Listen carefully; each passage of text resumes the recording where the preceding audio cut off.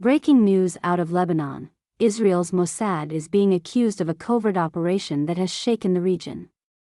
According to a Lebanese security source, the Mossad spy agency planted explosives inside at least 5,000 pagers to target Hezbollah militants, leading to the deadly explosions earlier this week that killed 37 and wounded over 3,000, according to Lebanese authorities. The devices involved in the explosions were allegedly linked to Hezbollah operations.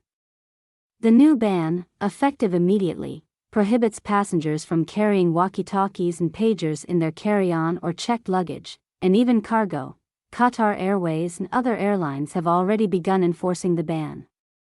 Ensuring passengers are aware of these new security measures, as tensions escalate.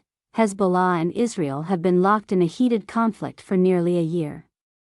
The Israel Defense Forces responded with fresh airstrikes on Hezbollah positions in Lebanon, targeting their military infrastructure. The IDF claims that Hezbollah has been using civilian homes and tunnels for military operations, turning southern Lebanon into a war zone. Israeli Defense Minister Yoav Gallant has declared the beginning of a new phase in this long-standing conflict. With tensions rising and security measures tightening, Lebanon's decision to ban certain devices on flights is a direct response to this volatile situation. As the conflict intensifies, we'll keep you updated on the latest developments. Don't forget to subscribe and share your thoughts in the comments below. Stay informed, stay engaged.